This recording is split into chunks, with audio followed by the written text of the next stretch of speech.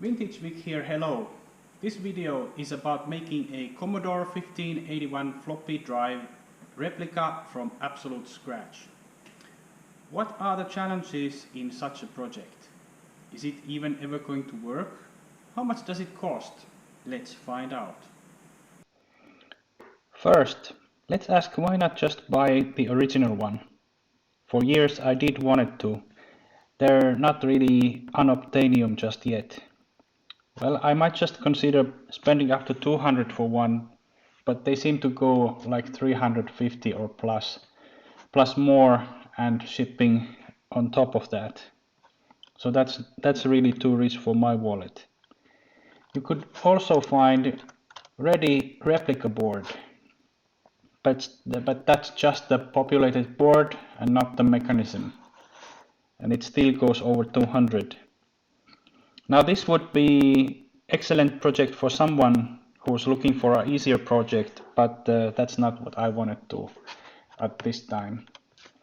Then there's the board only, and as we can see here, it at first look it looks really affordable. However, the eBay prices, which estimate was 27, it's a bit optimistic. After PayPal fees, it's more likely the price is going to be 30 euros. Add the shipping fees, the VAT plus toll, which is 36.4%, and I have to pay that for both shipping and the board itself. My total will be 102 euros. So this doesn't really work for me either. And now we know why the video is about building it from scratch. All of the needed schematics for a 1581 floppy drive are available and easily found online. I think I downloaded them on Ray Carson's website. The next thing to do was to start practicing using the Autodesk Eagle. I had never used any software meant for PCB designing before, so it was slow at first. However, it was very addictive and fun for me. Perhaps one or more IC for the night, or perhaps a trace or two. And before you knew it, it all started to look very serious. A few more days and I was ready to order my PCB. But the question is where to order it from. Many famous YouTubers are advertising PCBWay, so I knew that. After a quick googling around, I seemed to get the best offer from JLC PCB, so I ordered my PCBs from them. By the way, I am not sponsored by any of them. Their websites are almost identical though, so I don't really know if it is the same manufacturer behind both brands, and I don't really care. Right. Let's see what we have here.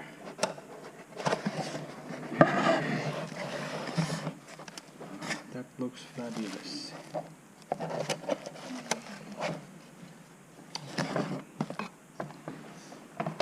So I have here my replica 1581 floppy drive PCB, which I'm about to start soldering. Also have my parts list. I don't have all the parts, but some which I'm gonna need. So I'm gonna go ahead and begin. I'll sort these out a little bit, what I have and what I can go on today. And so here they are separated a bit. I might as well just start the assembly work.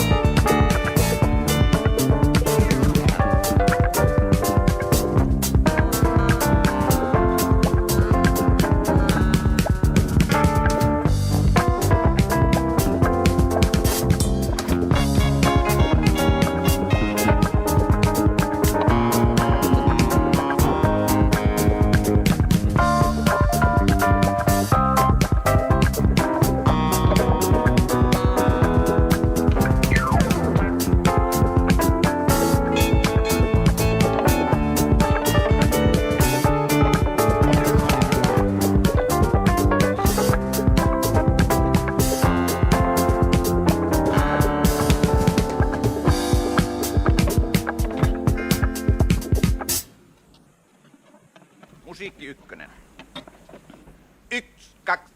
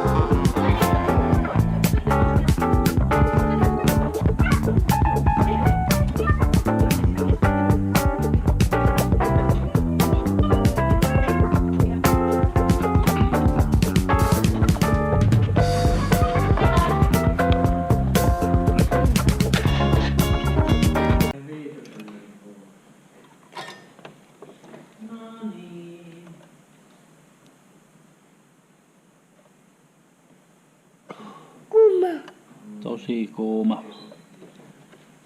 Tosi kuuma. Mutta miksi Mikko se on isi? Älä koske isin tavaroita. Saa katsoa, mutta ei saa kosketa. Ai siitä kun sinä tämmösiä. Isi tekee. Tämmösiä. Tämmösiä. Ai tämmösiä kun isi tekee. Ja katso. Look. Well, there's always extra hand when you don't need one. But, yeah. Well, thanks for the assistance anyway.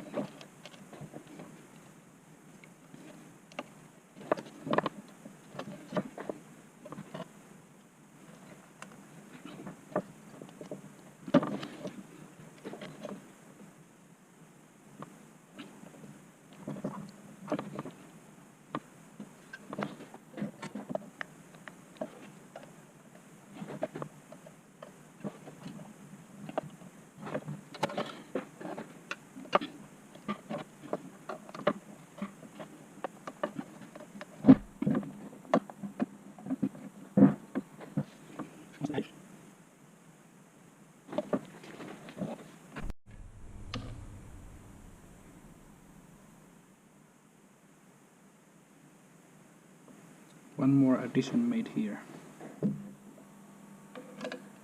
Now I need to insulate these wires.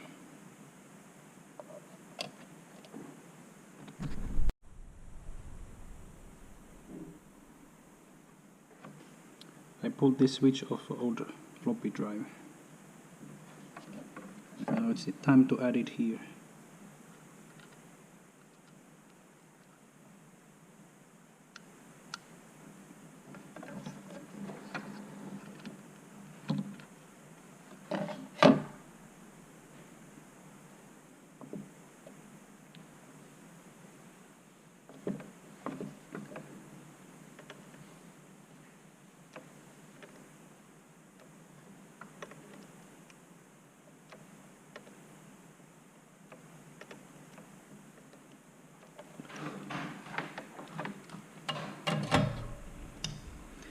And there we have it.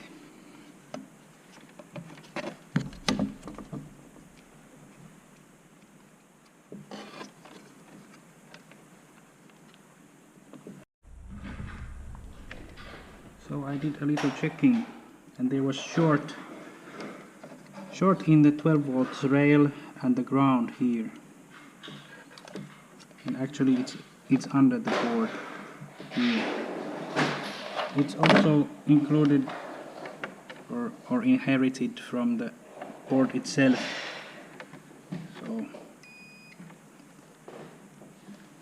even undone board, even though the 12 volt rail is not supposed to touch ground, it's too close here. So the boards are a bit defective. What I did though is I made a little cut. It's very deep actually, the trace here. I had to cut quite deep to get it sorted. And now my 12 volts rail is no longer to the ground. Now it's good. But that will have to be fixed in the next revision.